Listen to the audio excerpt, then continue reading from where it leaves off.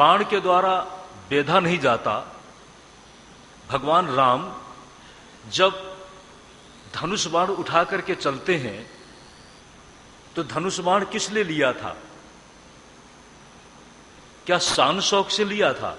तो धनुष बाण लेने का मतलब है कि उस मृग को निशाना बनाना। अच्छा, मृग निशाना बनेगा तो उसका प्राण भी जा सकता है। क्या सीता के लिए उचित था कि अपनी खुशी के लिए किसी के प्राण चले जाएं? अगर वो जिंदा ही पाना चाहती थी मृग तो बिना वेदना के तो नहीं मिलता, और अगर उनको स्वर्णिम मृग के साथ वो चर्म चाहिए था तो भी बिना मरे तो नहीं मिलता। क्या ये उचित बात थी? और सोने का मृग तो हो ही नहीं सकता था। आप क्या कहेंगे? मैं आपसे पूछता हूं, आप क्या इस बात के लिए अपना मंतव्य देंगे? शायद आप भी सोच में पड़ जाएंगे। आप से ही प्रश्न कर दिया जाए, आप अगर सीता की जगह होती तो आप क्या चाहती? कोई उत्तर जल्दी नहीं मिलेगा। सीता की चाह ही गलत थी। और जिस समय राम जाते हैं और लक्ष्मण को जाना जरूरी हो गया, लक्ष्मण जी ने एक सीमा रेखा खींच दी कि इसका उल्लंघन न करें। सावधान कर दिया कि यहां पर बहुरूपिया घूम रहे हैं, क्योंकि लक्ष्मण जी ने अनुभव किया था शूर्पणखा भी तो बहुरूपिया थी। शूर्पणखा भी परम सुंदरी बनकर के आई थी, और थी क्या? राक्षसी थी।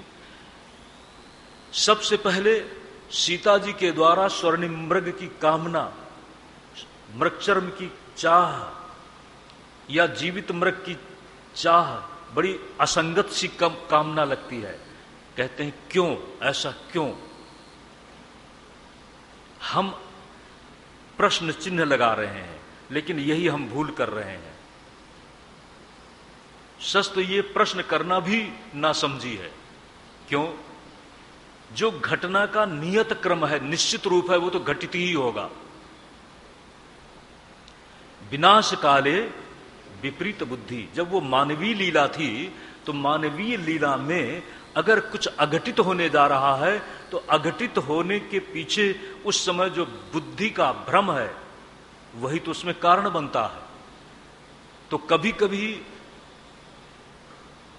जो नियत है वो तो हो सकता है, लेकिन फिर भी सज्जनों, अपना जब तक विवेक काम करता है, अपने विवेक की भूमि के साथ आप देखें, सुने और उसकी समीक्षा करें। कर्ण के संबंध में कहा जाता है कि कर्ण की दोस्ती गलत थी। ये हम आप कहते हैं। दुर्योधन गलत है तो दुर्योधन के साथ मित्रता रखने वाला भी गलत हो गया, लेकिन कर्ण गलत तो नहीं है। आप कहें कर्ण गलत नहीं है।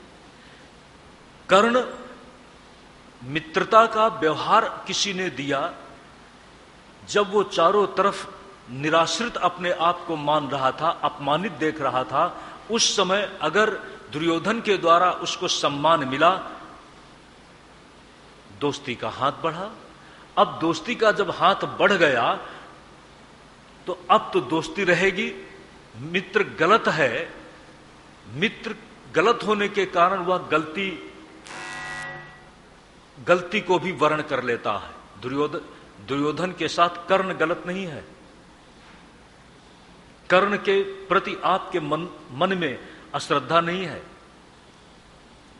कर्ण महायोद्धा है, बहुत विवेकवान है, दया दाक्षिण्यादि गुणों से संपन्न है, बहुत बड़ा दानी है, आपने देखा है। लेकिन चूंकि मित्र गलत है और अब मित्रता ही हो चुकी है, तो उसने सहन किया, लेकिन अपनी मित्रता को लांछित नहीं होने दिया। मित्र की हैसियत से कर्ण की यही सबसे बड़ी विशेषता है। शाल्व जानता है कि शिशुपाल मारा जा चुका है और अब मैं उसका बदला लेने के लिए आगे बढ़ता हूं। अगर मैं कुछ आगे नहीं बढ़ता हूं तो लोग यही कहेंगे शाल्व बड़ा मित्र था तो चुप क्यों बना रहा। मित्र के दुख में मित्र दुखी होना चाहिए कि नहीं होना चाहिए। इसलिए शाल्व आगे बढ़ता है, लेकिन शाल्व का भी अंत होता है। सज्जनों, मित्रता के धर्म को निभाना, श्रीमद् भागवत की कथा हमारे जीवन के बहुआयामी पक्षों में जीने का एक सुंदरतम संदेश भी देती है, अलग अलग कथाओं के माध्यम से। सज्जनों, कितना ही हम भाव भक्ति में चलें, लेकिन संसार में तो चलना ही पड़ेगा। भक्ति का सुर हमारा मंद न हो, लेकिन व्यवहार की भूमिका, जिस व्यवहार में विविध जिम्मेदारियों को निभाना है, उनका भी एक आनुषंगिक अनिवार्य संबंध है। उनको भी सही ढंग से जीने का संदेश श्रीमद् भागवत की इस पुण्यमयी कथा के द्वारा हमें मिलता है। परीक्षित जी के माध्यम से, ध्यान दें, परीक्षित जी के सामने आज और कल 2 ही दिन है, लेकिन परीक्षित जी को भी जानते हैं। अब हम संत के परम भागवत सुखदेव जी महाराज के द्वारा जो मुझे ज्ञान विज्ञान मिला है, उसमें हमारी स्थिति तो बन ही चुकी है। इसलिए जितना कुछ जान सकते हो उतना जान लो। हर जानकारी में भगवद इच्छा का भाव बना रहे, हर व्यवहार में भगवद इच्छा का अपना आधार बना रहे। बस यही जीवन का बहुत मूल्यवान दृष्टिकोण है। इस दृष्टिकोण में समाहित चित्त परीक्षित जी महाराज नए नए प्रश्न भी करते चले जा रहे हैं, और सुखदेव जी महाराज भी नई नई घटना क्रम के साथ जुड़ी हुई कथाओं को बताते चले जा रहे हैं, सुनाते चले जा रहे हैं। सालों के पतन के बाद, विनाश के बाद दंत्रवत और विदुरथ का अंत होता है। और सज्जनों, एक बड़ी ही खेदजनक घटना, बलराम जी महाराज नैमिषारण्य गए हैं। नैमिषारण्य जब गए, सज्जनों, आप कहीं जाते हो, कहीं भी जाओ, थोड़ा भगवान के मंदिर की तलाश जरूर कर लेना। आप किसी भी शहर में गए हो तो ये जरूर पूछ लेना कि यहां पर कोई भगवान का मंदिर है। लोग पूछते हैं कोई भगवान का अच्छा मंदिर है, ये पूछते हैं। भगवान का मंदिर, मंदिर का दर्शन करना है वो तो ठीक है। कुछ ऐसे मंदिर होते हैं जिस मंदिर के दर्शन से भी पुण्य मिलता है, निश्चित ही। ये जो श्री यंत्र मंदिर बन रहा है, राज राजेश्वरी पराम्बा त्रिपुरा सुंदरी का, महाकाली का, महाकाली, महालक्ष्मी, महासरस्वती स्वरूपिणी जो महाशक्ति है,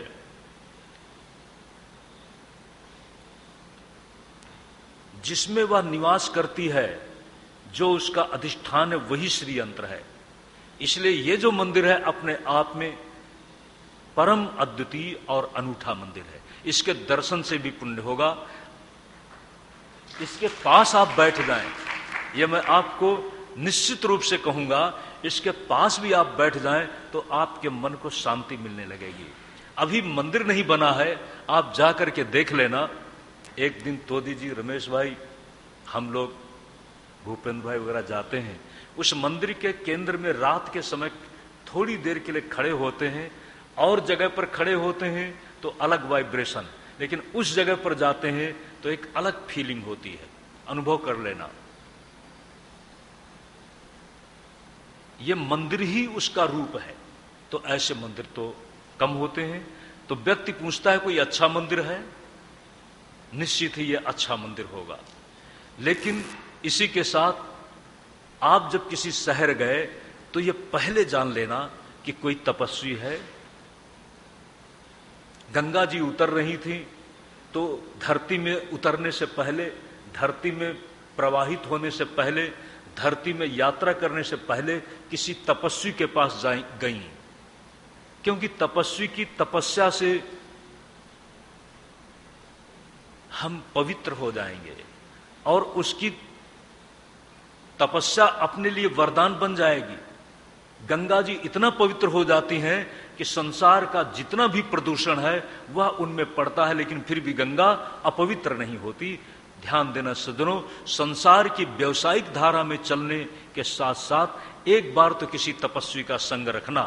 अगर तपस्वी का संग रहेगा, किसी भी शहर में गए, तुम्हारा व्यवसाय तो तुमको चलाना है, लेकिन तलाश कर लेना कि कोई मंदिर है। मंदिर का दर्शन करने के साथ व्यवसाय में उतरना। मैं आपको ये क्यों बोल रहा हूं? बलभद्र जी नैमिषारण्य गए तो सबसे पहले कहां गए? जहां पर कथा चलती है, यज्ञ चल रहा था, लेकिन थोड़ी सी बात बिगड़ गई। बलभद्र जी जब पहुंचे तो सभी ऋषियों मुनियों ने शिष्टाचार से स्वागत किया, लेकिन सूत जी महाराज चुपचाप बैठे रहे। क्या कहें? बलभद्र जी को लगा कि कम से कम शिष्टाचार तो अपना लेते, लेकिन बलभद्र जी भी तात्कालिक चिंतन रखते हैं। भगवान श्री कृष्ण प्रतिक्रियावादी नहीं है। बलभद्र जी जब लक्ष्मण के रूप में थे तब भी तत्काल प्रतिक्रिया दिखाते थे, तत्काल प्रतिक्रिया। भले ही आज वो बड़े हैं, छोटे थे तब भी प्रतिक्रिया थी, और आज आप जब बड़े हैं, भगवान श्री कृष्ण से तो बड़े ही हैं, तब भी जो प्रतिक्रिया का स्वभाव है वो गया नहीं है। ज्यादा सोचा नहीं और एक कुश उठाया और कुश अभिमंत्रित करके सूत की तरफ अनुसंधान किया, और इसी के साथ सूत का वध हो गया है। ऋषियों में हाहाकार मच गया, बहुत बड़ा अधर्म हो गया। लेकिन ऋषि लोग बड़ी सभ्यता से बात करते हैं, अनजाने में आपसे ऐसा हो गया, और हमने सूत जी को एक बहुत पवित्र आसन दिया है, उनके दीर्घायु होने की कामना की है। हमारा जो ये ज्ञान सत्र चल रहा है, इस ज्ञान सत्र के पीठ पर सूत जी का होना बहुत आवश्यक। आपके द्वारा अनजाने में बहुत बड़ी अपराध की बात बन गई। बड़ी नम्र भाषा में बात की। सज्जनों, मैं सोचने लगा, सूत जी की मृत्यु हुई और ऋषियों मुनियों की भाषा कैसी होनी चाहिए। हमारा देश ऋषि मुनियों का देश रहा है, हमारी भाषा भी बहुत अलग रही है, हमारी सहिष्णुता भी उसी परंपरा के अनुसार रही है। सज्जनों, इसीलिए हमारे साथ छलनाएं भी हुई हैं। अगर दैत्यों के पास दैत्यों को कोई छलने के लिए जाए तो उनके द्वार में भी प्रवेश नहीं कर पाएगा, कि उनको डर है कि कोई बिना मारे ही मार दो। कल्पना करिए, एक आदमी किसी को काम बताता है कि ये काम करना है, आप हम हैं, आप कहते हैं काम अच्छा करना, और काम उसने दिया बिगाड़, तब आप क्या करोगे? तब आप कहते हैं खोटू करो, बस हो गया। एक पटेल आदमी है, पटेल एक आदमी को कहता है काम करना है, ठीक। लोगों ने देखा कि पटेल ने उसके एक तमाचा लगा दिया अच्छी तरह से, तो लोगों ने कहा पहले तुमने तमाचा क्यों मार दिया? उसको बताता है कि ठीक काम करना, नहीं तो ऐसे मारेंगे। पटेल कहता है कि ठीक काम करना, नहीं तो जिस तरह से मारा है ना, इस तरह से मारेंगे। अब बताइए वो ठीक काम करेगा कि नहीं करेगा? और जिसने कहा कि काम तेरा ठीक करना, तो वो निश्चित ही गड़बड़ करेगा, क्योंकि उसको पास भय तो रहा नहीं। कार्य की भूमिका में, शासन की भूमिका में यदि भय उठ जाएगा तो सज्जनों सुचारू व्यवस्था नहीं रहेगी। हमारे देश का यह दुर्भाग्य है।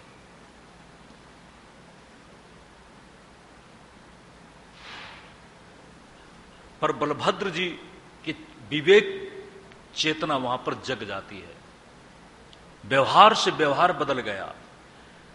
बलभद्र जी को बड़ा पश्चाताप हुआ, बहुत पश्चाताप हुआ। फिर कहा कि अच्छा, जो आप चाहते हैं वो मैं कर देता हूं, अपने योग बल से इनको जीवित कर देता हूं। उन्होंने कहा आपका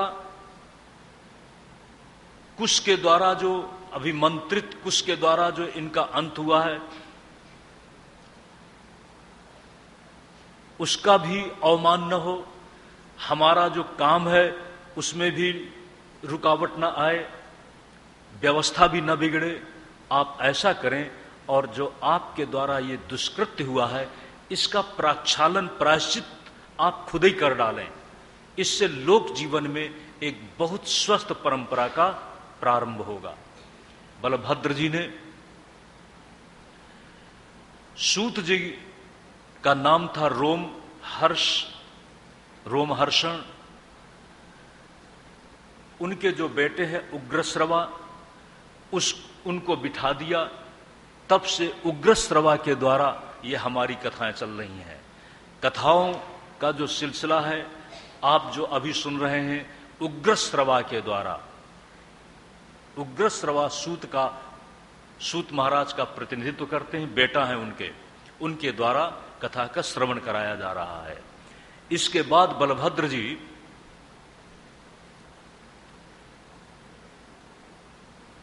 तीर्थ यात्रा में चले गए हैं। आज देखो, आप लोग कहेंगे मैं टाइम ले रहा हूं, आप लोगों ने हमारा टाइम लिया। खैर, हम बहुत जल्दी अपनी कथा का उपसंहार करने जा रहे हैं।